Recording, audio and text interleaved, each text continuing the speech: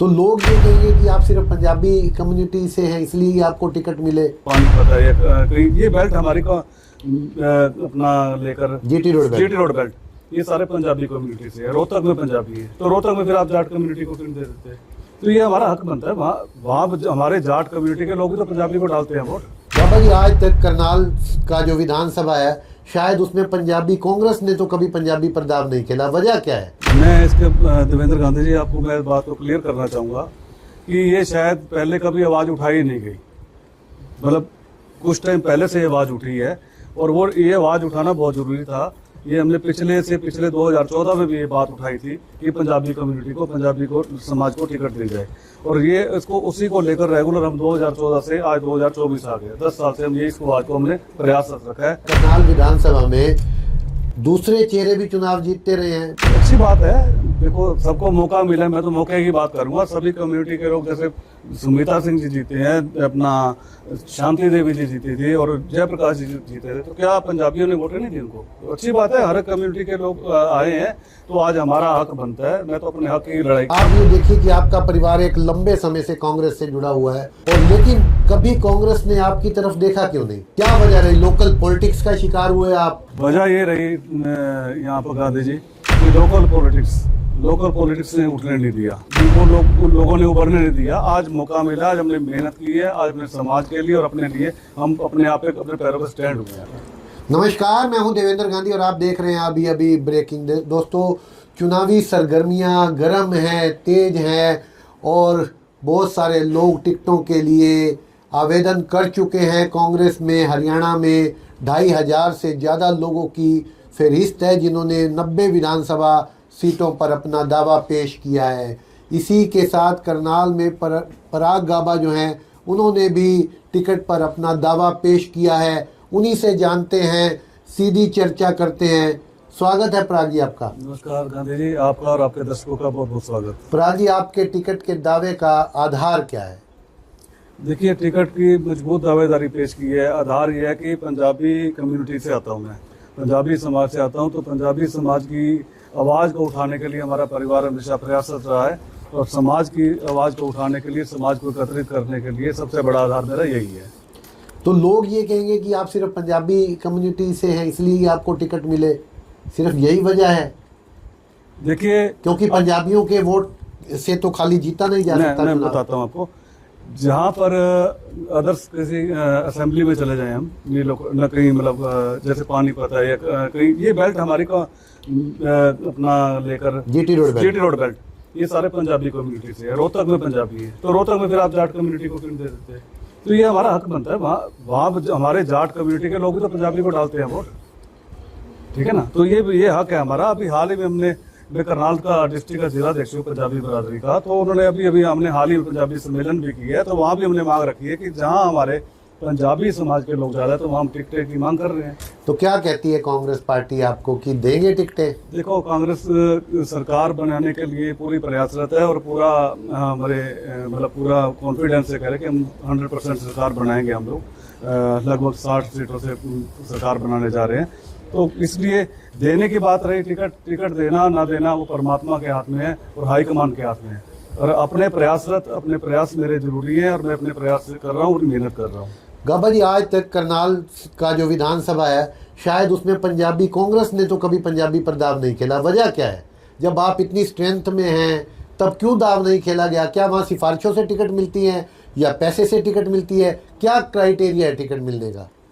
मैं इसके देवेंद्र गांधी जी आपको मैं बात को क्लियर करना चाहूँगा कि ये शायद पहले कभी आवाज़ उठाई नहीं गई, मतलब कुछ टाइम पहले से ये आवाज़ उठी है और वो ये आवाज़ उठाना बहुत ज़रूरी था। ये हमने पिछले 2014 में भी ये बात उठाई थी कि पंजाबी कम्युनिटी को पंजाबी को समाज को टिकट दी जाए और ये इसको उसी को लेकर रेगुलर हम 2014 से आज 2024 आ गए 10 साल से हम ये इसको आज को हमने प्रयास रखा है, आवाज़ को उठाने का काम किया है।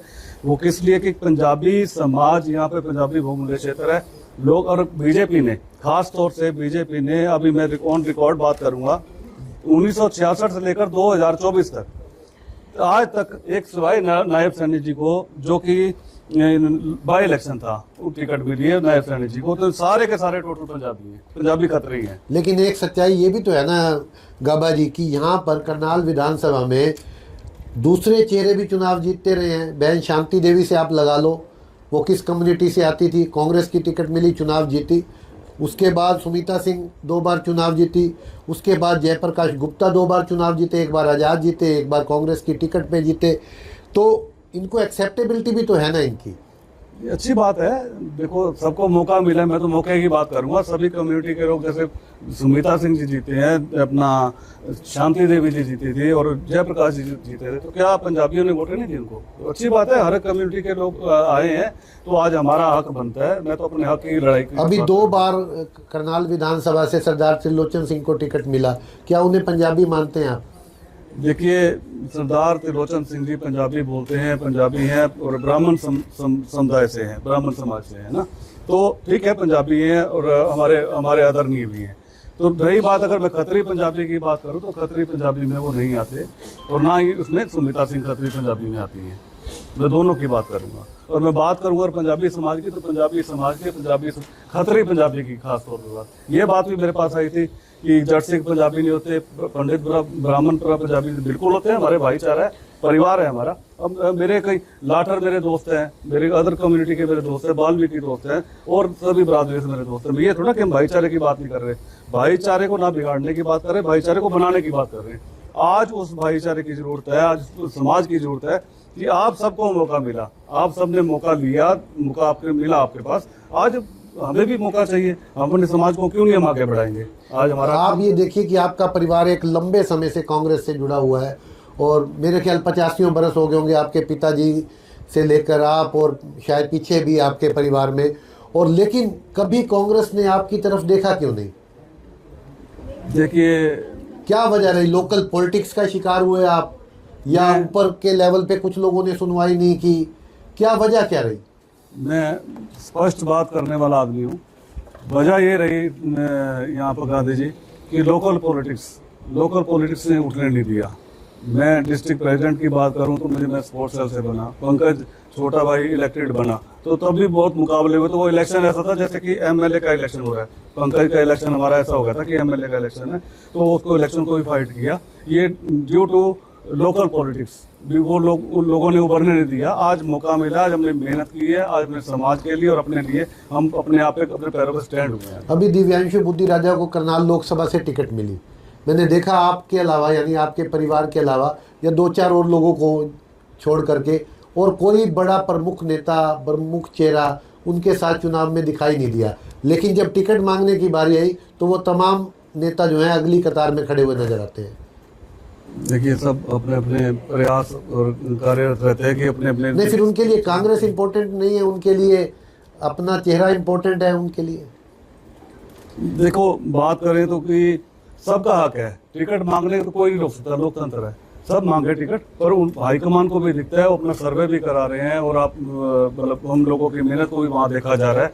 मैं लगभग 4-5 दिन से दिल्ली में था, तो सब ये चीज़ों को उठाया गया, देखा गया और बातचीत की गई, तो बड़ा अच्छा इसका रिजल्ट आया कि आज वो उस चीज़ को देख के, अगर एक सर्वे के हिसाब से हुड्डा साहब ने, मेरे को दीपेंद्र जी ने बोला कि परागजी कोई भी ऐसा वहम किसी को भी वहम में डालने की रहने की जरूरत नहीं है, सर्वे के आधार पर टिकट मिलेगा, जो सर्वे में नंबर 1 होगा उसको टिकट मिलेगा। हम भी इस बात पे एग्री हैं कि जिसने मेहनत की है, जिसने सर्वे में अगर कोई आ रहा है नंबर नाम, अच्छी बात है। अच्छा, इस बार प्रोसेस ने अलग सा है कांग्रेस में टिकट वितरण को लेकर के। पहले इन्होंने अपना अप्लाई करवाया 20-20 हज़ार रुपये, जो जनरल कैटेगरी के थे, जो SC कैटेगरी के थे उनसे 5,000 रुपये शायद, और महिलाओं से भी 5,000 रुपये की फ़ीस ली गई। लेकिन सवाल ये कि प्रोसेस क्या है इस बार टिकट मिलने का, क्या प्रक्रिया अपनाई जा रही है? आप लोगों के इंटरव्यू भी हुए दिल्ली में?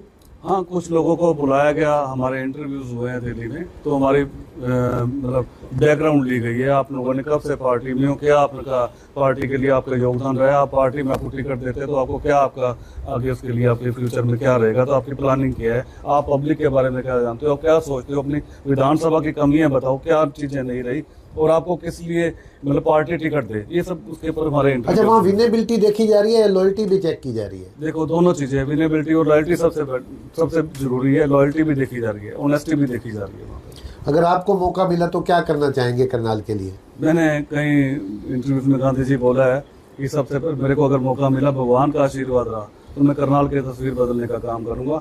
मैं रोजगार जो करनाल में इंडस्ट्री नहीं है अपना, जैसे सबसे बड़ा हमारा करनाल मेडिकल हब भी रहा है ना, और जूतों की फैक्ट्री का भी है और फर्नीचर का भी हब है। तो सब ये रोजगार, ये कोई ऐसे कारखाने लगाए जाएं जिससे युवाओं को रोजगार मिले। मैं सभी साथियों से कहना चाहता हूं कि करनाल के अंदर करनाल की तस्वीर को बदलने का काम करूंगा। आप सभी साथियों को साथ लेकर पराग गाभा एक नहीं होगा, सारा करनाल पराग गाभा होगा, सारे भाई पराग गाभा होंगे। मेरी तो एक ही इच्छा रहती है हमेशा। तो आप सुन रहे हैं, पराग गाभा को युवा नेता है, टिकट की डिमांड कर रहे हैं करनाल से।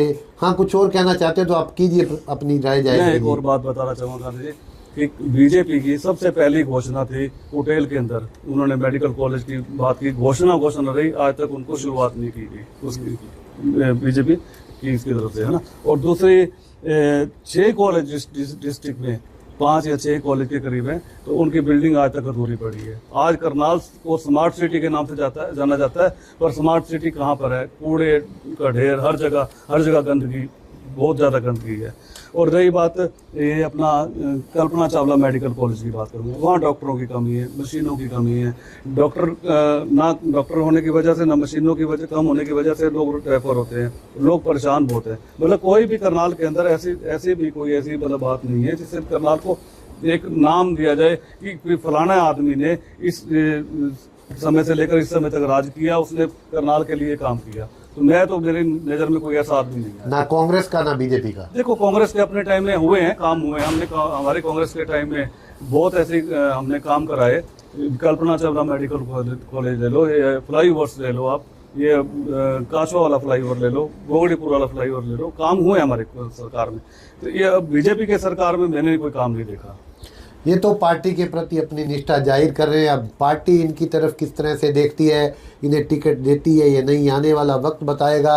इनकी निष्ठा में कोई कमी नहीं है, नज़रें वहाँ से भी इनायत होती है या नहीं, ये देखने वाली बात होगी। इस खबर को देखिए, शेयर कीजिए, लाइक कीजिए, कमेंट्स कीजिए और बताइए आपकी नज़र में, आपकी राय में पराग गाभा करनाल से कितने मजबूत उम्मीदवार साबित हो सकते हैं। देखते रहिए अभी ब्रेकिंग। नमस्कार, जय हिंद, जय भारत।